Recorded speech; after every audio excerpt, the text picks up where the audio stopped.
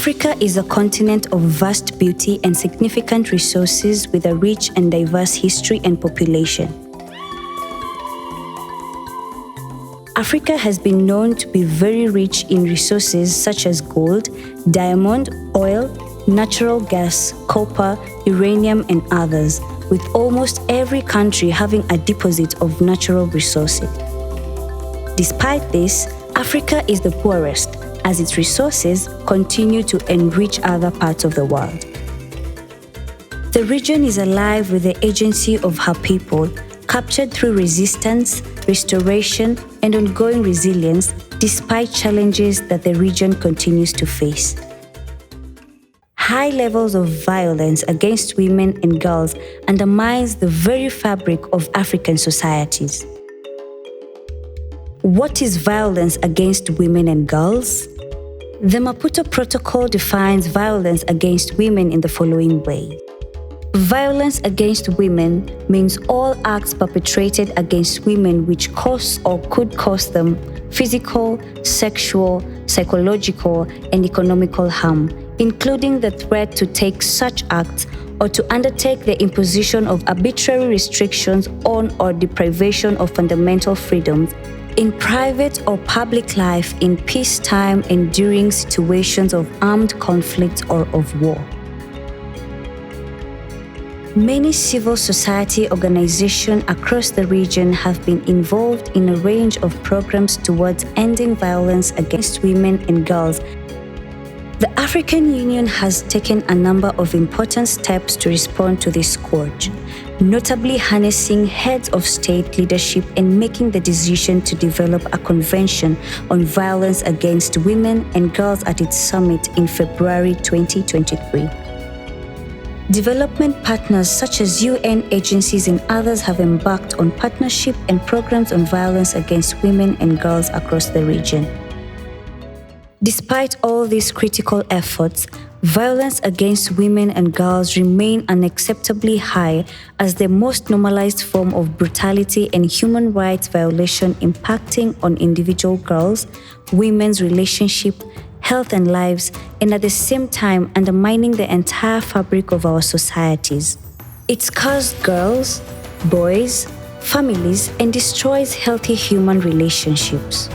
We know that boys who grow up in houses where they witness their mother being abused are more likely to abuse themselves, and that girls growing up in such homes are more likely to find themselves in abusive relationships as adults. We have to stop this intergenerational cycle by asking bold questions. What are we not understanding? How can we strengthen our regional response? Let's look back to history to understand all of this.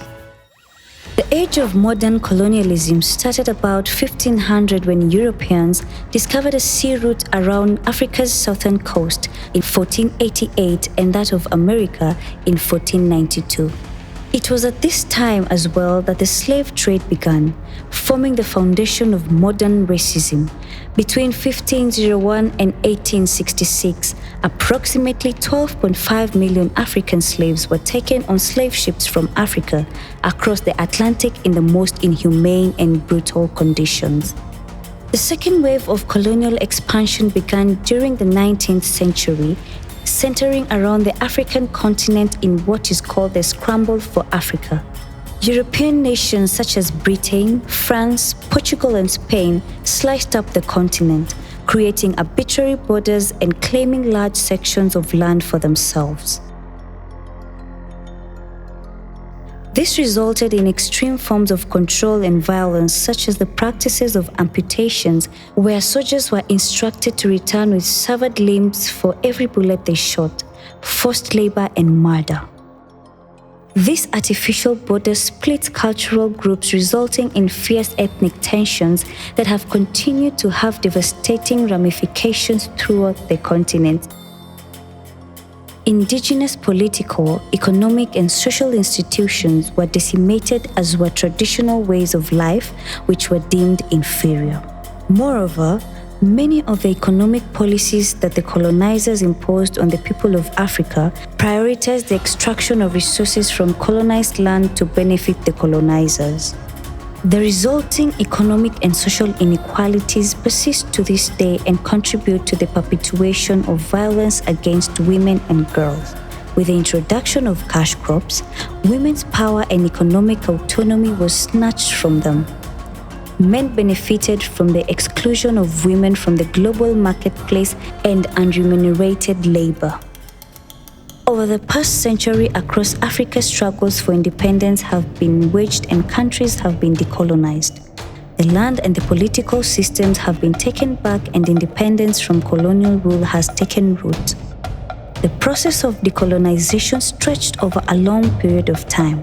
In some colonies, changes were accompanied by violence and war, and others gained their independence peacefully. This shows the resilience of African societies and oppressed people to reclaim, rebuild, restore, and reshape their own destinies.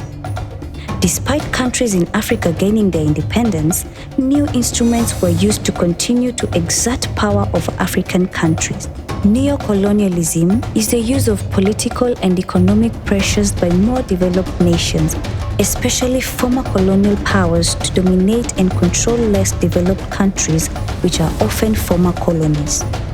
This violent history of colonialism, slavery, and dispossession has had a profound impact on the African continent.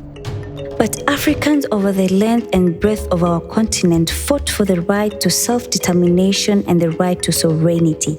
Africa-driven responses, Africa-wide visions, Africa-centered approaches are key to effectively end violence against women and girls. This means responding to the material realities of poverty and inequality in our societies as this drive violence against women and girls. This means responding to the psychological legacy of colonialism that perpetuate racism and ideologies of inferiority, which then feeds into levels of violence against women and girls in our communities. This means changing systems and ways of doing things that do not place the lived experience of the victim at the center. This means embracing the diversity of our roots and drawing on that as a strength to forge new social and economic relationships. As Africans, we see and experience our common human beingness through each other. As Africans, we believe in Ubuntu, caring and supportive communities that raise confident girls and boys to take their rightful place in society.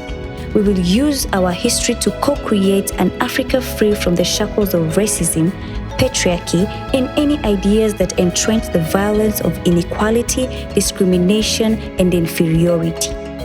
Together as Africans, we can end violence against women and girls on every corner of our continent.